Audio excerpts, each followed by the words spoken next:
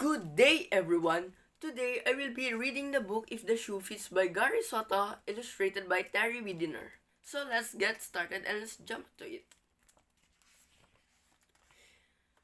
So, Rigo had three brothers and one sister, and when you counted his parents and Uncle Celso who lived with them, his home was as crowded as a bus. He didn't really mind the noisy house. What Rigo minded the most were his hand-me-down clothes. His older brother Hector passed his shirts and pants down to Manuel, who passed them to Carlos, who passed them to Rigo. Rigo passed them into the garbage can. "Mom, I need some new clothes," Rigo cried. One day when he put on a jacket that Carlos had outgrown, two buttons were missing and the fabric was faded. "Mijo, new clothes cost money," his mother said. When Rigo started to pout, Uncle Celso brought out his wallet and handed Rigo a $5 bill. "Let me help you," Uncle once said. Rigo refused the money. He didn't want to tell his uncle that new clothes cost more than that. But for Rigo's ninth birthday, his mom bought him a pair of brand new shoes. They were called loafers. They were the fanciest shoes Rigo had ever owned. They didn't even have laces to drag in the dirt. "Put a penny in them," Rigo's sister Teresa said. "That's the style." But instead of worthless pennies, Rigo pushed in nickel. "There," he said. He slipped into his shoes and clicked his heels together.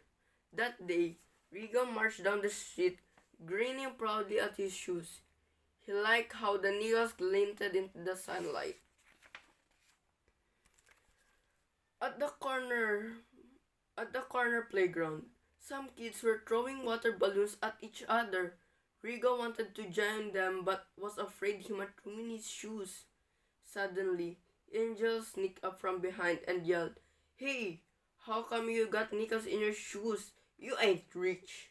"It's the style," Rigo answered. "There ain't no style like that," Angel growled. "Nobody wears those kind of stupid shoes." Then Angel demanded the nickels from Rigo's shoes. "Nah, Angel," Rigo begged. "I don't want to mess up my new loafers. It was hard to put the nickels in." "Forget your loafers," Angel snapped and ripped the nickels from the slots. Rigo went home and threw his shoes into the closet. But at the end of the summer, he changed his mind. He had received an invitation to a birthday party. It was from Christy Hernandez. No girl ever invited him to a birthday party before. On the day of the party, Rigo brushed his teeth extra hard and combed his hair 4 different ways. He settled on slicking his hair back. He felt suave. Next, he put on his newest looking hand-me-downs. And finally, he got his fancy loafers from the closet. "Come on," he grunted, trying to cram his feet into the shoes. When he stood up, he knew the shoes were too tight. Pain stabbed the top of his shoe. As he took a step, he took off the torture shoes and crushed them. Yanking on the ladder, he put on his thinner socks, even though they had holes in the heels. Rigo left the house, walking stiffly after 3 painful blocks. He wished he were crawling instead. Instead of walking, but lucky for him, he discovered that his feet didn't hurt so much if he walked backwards. He walked like that all the way to the party. "Nice shoes," Christy said, greeting him at the door. "Thanks," said Rigo, trying to smile. He didn't want to tell her that they were killing his feet. He was sure that he had blood blisters and one of his little toes had fallen off. "But if you don't mind, I'm going to take them off." "Why?" Christy asked. Rigo's mind whirled for an answer. He clicked his fingers and said to play soccer. When he scored two goals, his feet felt better. Over dinner that night, Rigo told his family that Christie's party was great. Everyone was there. Jose Luis, Julie, Debbie, Joey, Carolina, Lupe, Rachel, Sofia, Martin, Jamie, Lily, Maya, and Maya's little sister. I forgot her name. Plus some little cousins of Christie's who were still in their diapers. He hole, that's a lot of kids to fish. Uncle Celso remarked. Yeah, but the party's more fun with a lot of kids, Rigo said. Next year, mijo, we can have a party for you like that, his uncle said. And you know why? Rigo shook his head. Because I have a new job as a waiter, uncle announced. I'll make a lot of money. Mucho dinero. After dinner, Uncle Celso began to gather the dirty plates from the table. Rigo's father protested. Leave them for the kids. No, hombre. I have to practice being a waiter, Uncle said. I'll help with the dishes, said Rigo. He liked to be with his uncle and listen to his stories about Mexico.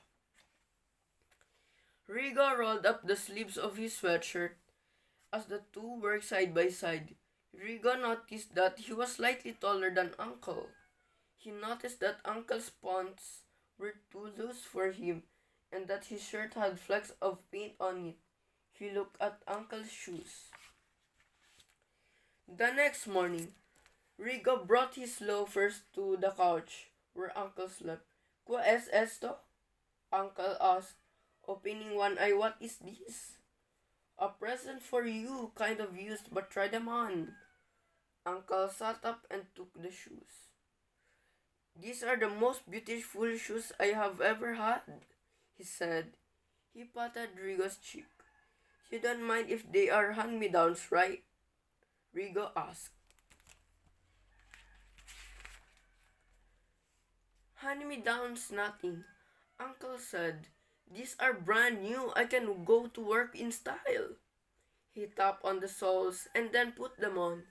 He squinted an eye at his nephew. Are you sure you want to give them to me? Yeah, I'm sure, Rigo said. To tell you the truth, Uncle, I like them, but they hurt my feet. I grew a little. Uncle reached for his pocket. These coins are older than I am, Uncle said. He held up 2 centavos, brown as his skin, and smiled. They are kind of like hand-me-downs too. When Rigo took them to old Mexican coins, he knew what to do with them. Fit them into the slots of his new loafers, if he ever got any.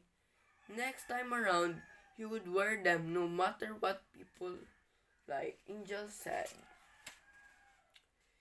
And that's the end of the story. I hope you like the story that I have read, If the Shoe Fits. Thank you for listening and God bless. Thank you. Goodbye.